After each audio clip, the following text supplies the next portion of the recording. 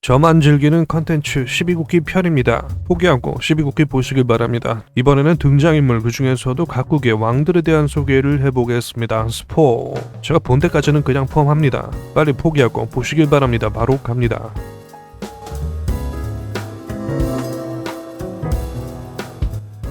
주인공부터 갑니다. 경국의 왕 요코입니다. 스토리 소개 영상에서 요코가 경국의 왕이 되는 데까지를 요약한 영상이 있습니다. 참고하시길 바라고요. 요코는 동래, 즉 일본에서 넘어온 인물입니다. 플레임은 나카지마 요코, 12국 세계로 넘어와서는 일본식 훈독을 음독으로 읽어서 주토 요우시, 자는 붉은 머리카락을 따서 세키시라고 읽습니다. 왕이 되면서 연호를 바꾸게 되었을 때 연호를 자신의 붉을적 도움을 주었던 라쿠슈의 이름에서 락자를 따서 적락으로 지었습니다. 원래는 그냥 일본에서 모범생으로 살아가던 여고생이었으나 갑자기 나타난 금발의 정체불명의 남자 케이키에 의해서 12국 세계로 갑작스럽게 넘어가게 된 후 혼란을 겪는 것이 그녀의 이야기 시작입니다. 요코의 경우 사실 퇴가라고 해서 원래 일본에서 태어난 것이 아니고 12국 세계에서 태어났는데 식이라는 자연재해로 인해서 다른 세계에서 자라나게 된 케이스입니다. 이로 인해 12국기 세계를 전혀 모르는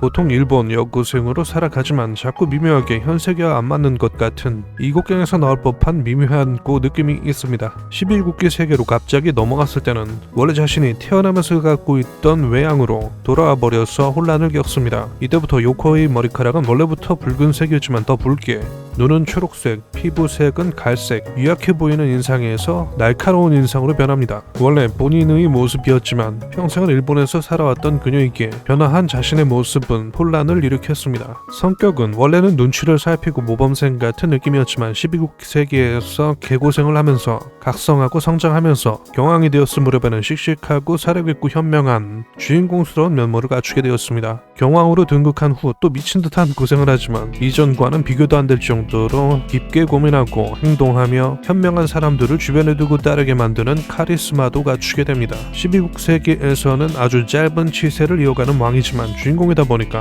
세계 판도를 바꿀 것 같은 인물이기도 합니다. 엄격한 기린인 케이키에게 잔소리를 듣지만 할 때는 또 하는 인물이고 또 12국기 세계에서 실용적이지 않고 의뢰의식에 집착하는 것을 공부하면서도 바꿀 건 바꿀 생각을 하고 있습니다. 가장 현대 시대를 살다가 온 만큼 맹목적으로 이어져오는 낡은 관습을 개혁하고자 하는 마음이 강한 것 같습니다. 스토리 요약 1편 이후 경황 이후 스토리에서 별의별 고난을 겪으면서 초칙을 뭘 할까 고민하다가 모든 것이 마무리되자 초칙을 발표하는데 그녀가 처음으로 발표한 칙령은 특별한 경우가 아니면 공례 폐지, 외래와 임례만을 허락하는 것이었습니다. 남에게 고개를 숙이게 함으로써 자신의 지위를 확인하면서 안심하는 자는 되고 싶지 않다는 게 이유였습니다. 이 캐릭터가 어떤 캐릭터인지 잘 보여주는 대목이라고 할 수 있겠습니다. 지금도 주인공스럽지만 계속 성장 중인 캐릭터로 그녀의 나라인 경국은 그동안 이어온 말아먹은 선왕들 덕분에 황폐화 그 자체로 이것을 복구하는 데 집중하고 있습니다. 주인공답게 정의로워서 이런 와중에도 도움을 청하는 다른 나라 사람들을 돕기도 합니다.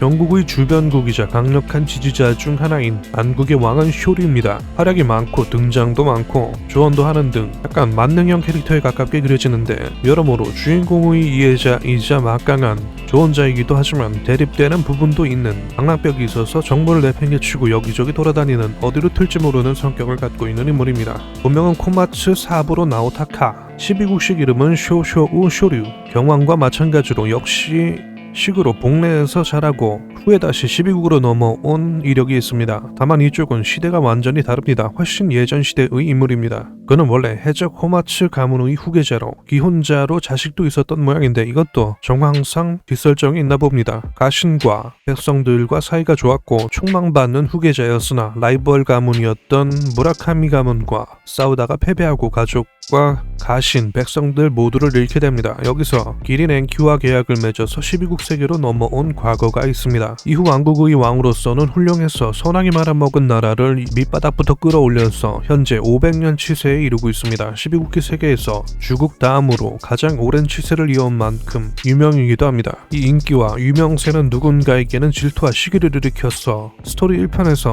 사건이 일어나는 발단이 되는 계기 중 하나가 되기도 했습니다. 실도 없이 500년 왕자를 지켰기 때문에 그의 등장 이후 왕국은 굉장히 부유하고 강한 나라로 불리게 되었습니다. 맞는 캐릭터로서 재능과 강함, 큰 키와 외모로 인기도 많은데 아마도 독자도 팬들이 많을 것 같은 캐릭터입니다. 다만 작중에서 아무리 뛰어나고 현명한 왕도 언젠가는 타락할 운명이며 300년 이상 선정을 베푼 왕들도 망할 때가 되면은 화끈하게 말아먹는다는 언급이 나오는 만큼 이후 어디까지 갈 수 있을지 모르는 인물입니다. 12국세에서 현명한 왕은 불멸하지만 그것과는 상관없이 인간에게 100년이 굉장히 긴 시간으로 잘 나가던 왕들도 갑자기 미쳐버리거나 정치에 손을 떼버리거나 하는 등의 일이 벌어지기도 했습니다. 소설에서 바둑알을 훔치는 에피소드가 있는데 여기서 그의 방랑벽과 동전의 양면 같은 평화로운 듯 불안한 묘사가 있습니다. 개인적으로는 아예 선하게 밀어주거나 아니면 막판에 보스 캐릭터로 변할 수 있다고 생각하고 있는데 정말 그렇게 되면 재밌을 것 같습니다. 구도가 좋거든요. 이놈이랑 주인공이 또 주인공만큼 복합적이고 깊이 있는 캐릭터입니다. 즉위 10년차 때 벌어진 아추유의 모반 사건 에피소드도 있고 강한 우군이 되는가 하면 여유로운 얼굴 뒤에는 사실 이런저런 고민을 하고 있기도 합니다. 안국은 500년이란 긴 치세 기간 동안 복리 같은 성장세로 부유하고 강해졌지만 사실 12국기 세계에서는 자기 나라만 잘 다스린다고 되는 게 아니고 타국의 문제도 신경 쓰지 않으면 안 됩니다. 인근 타국들의 왕이 죽든 미치든 망조가 들면 그곳의 난민들이 안국으로 몰려오기 때문입니다. 신이 정한 시스템이 허점투성이 병신이라 그런데 어쨌든 이로 인해서 안국은 인근에 접한 나라들의 사정에 민감하며 요코의 경우처럼 도움을 주기도 합니다. 멀든 가깝든 어쨌든 불행한 사람이 있으면 돕고자 하는 요코와는 달리 스표류는 안국을 가장 우선시합니다. 안국과 먼 나라들에 대해서는 사정은 살피되 방관하는 것이 그렇습니다. 결국은 12국기 세계의 그럴듯해 보이는 시스템이 병신이므로 주인공이랑 손잡고 룰브레이커가 돼가지고 신을 잡든 규칙을 개혁하든 하거나 아니면 시스템을 받아들여서 연합국식으로 갈 수밖에 없다고 봅니다. 이건 인물 소개랑은 상관없는 이야기구나. 하여간 그렇습니다. 의외로 소개하다 보니까 기네요. 그래서 다음에 다시 이야기하기로 하겠습니다. 그동안 안 보신 분들은 빨리 보시길 바랍니다. 그럼 봐주셔서 감사합니다.